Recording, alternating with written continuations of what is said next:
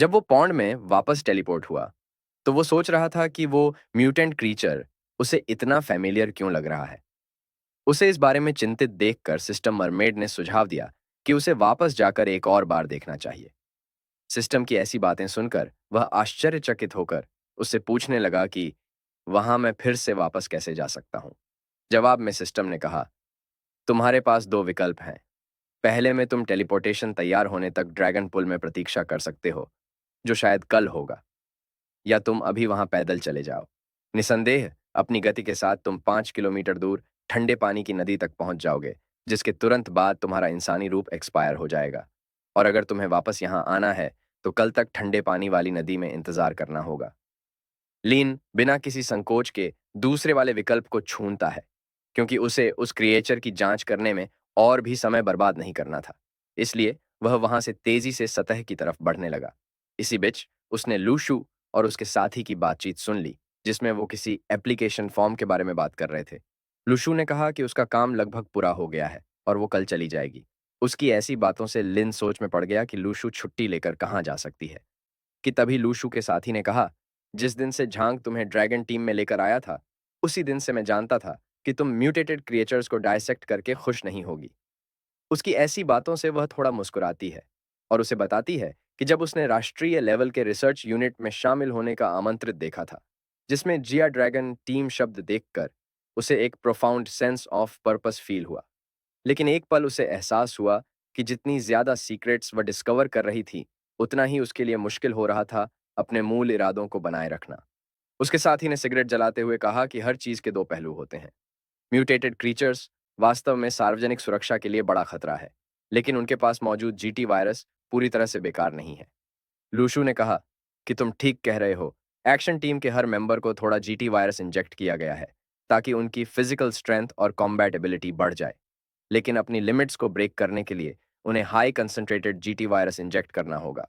साथ ही ने लूशु के कंधे पर हाथ रखकर उसे सेफ रिटर्न विश की और उसे एक ट्रू वॉरियर कहते हुए वो वहां से चला गया।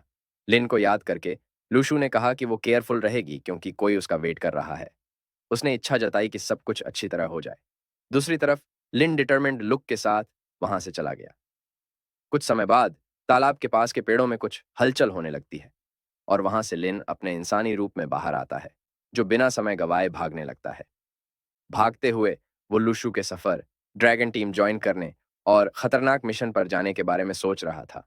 वह अपने हाथों की तरफ देखकर कहता है, म्यूटेटेड क्रिएचर में जीटी वायरस होता है, तो क्या मुझ में भी जीटी वायरस है?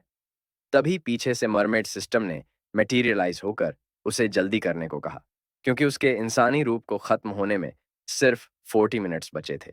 यह सुनते ही लिन ने अपनी स्पीड बढ़ाई और चिल्लाकर कहा, यह जॉब मुझे बहुत यातना पहुंचा रहा है। ठंडे पानी के तालाब के पास पहुंचकर वो हांफते कहता है, बहुत समय हो गया है ऐसे जमीन पर दौड़े हुए। ऐसा लग रहा था मैं पिछला जीवन जी रहा हूं। तभी सिस्टम कहती है, वास्तव में ये तुम्हारा पिछला जीवन ही है। लिन ठंडे पानी में कूद गया और अपने मछली रूप में चेंज हो गया। पानी की गहराई में जाते हुए उसने रिमार्क किया कि यह बेतुका लग सकता है, लेकिन मुझे पानी में अधिक आरामदायक महसूस होता है, जमीन से कहीं ज्यादा। फौरन उसने दूसरी मछलियों को खाना शुरू कर दिया, जिसमें बड़े क्रूसियन कार्प से लेकर छोटे क्रूसियन कार्प मौजूद थे, जिनसे उसे 90 और 20 इवोल्यूशन पॉइंट्स मिले। उसने एक फ्रेश वाटर स्नेल भी खाया, जिसे उसे और 5 पॉइंट्स मिले। इसका स्वाद उठाते हुए वो सोच रहा था, ये एक ऐसा बफे है जिसे आप खा सकते हैं। पानी की गहराई में जाते हुए उसने नोटिस किया कि वहां मछलियां मौजूद नहीं थीं, तो उसने अनुमान लगाया कि यहाँ कोई बड़ी मछली होगी। और गहराई में जाने पर उसने देखा कि पानी बहुत गंदा था, जिस वजह से वह नीचे कुछ ठीक से नहीं देख पा रहा था। जब वो और भी आगे गया, तब अचानक नीचे से एक बड़ा मुंह रेजर शार्प दांतों के साथ उसे निगलने की कोशिश करता है, लेकिन लिन बच जाता है। हार ना मानते हुए वो क्रीचर लिन पर दोबारा अटैक करता है, लेकिन वो फिर से किसी तरह बच निकलता है। ये वही कैटफिश थी जो पिछली बार उससे बच निकली थी, लेकिन उससे एक मेनेसिंग ऑरा फील करके वह कहता है, इसे क्या हुआ? ये पहले तो इतना हॉस्टल नहीं था। कैटफिश को तेजी से अपनी तरफ आते देख लिन कहता है, क्या बात है, ग्रज होल्ड कर रहे हो? मुझ पर घात लगाकर हमला करने की योजना? हाँ। लिन जल्दी से अपने फायरी स्केल्स एक्टिवेट करता है और उसकी तरफ बढ़ता है। उसे पता है कि इसे जल्दी हैंडल करना होगा, क्योंकि पास में ही उसने एक म्यूटेटेड मॉन्स्टर को देखा था।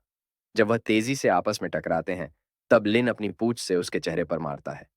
इस हमले से कैटफिश काफी हद तक जख्मी हो गया था। यह मौका देख लिन उसके पेट पर काटता है और अपने फायरी स्केल्स की हीट को अपने दांतों पर फोकस करते हुए कैटफिश की प्रोटेक्टिव स्लाइमी लेयर को सुखा देता है, जिससे उसके दांतों को ग्रिप मिलती है और वो उन्हें कैटफिश की बॉडी में घुसा देता है और पूरी ताकत से उसके शरीर से एक मांस का टुकड़ा अलग कर देता है, जिससे वो दर्द के मारे चिल्लाता है।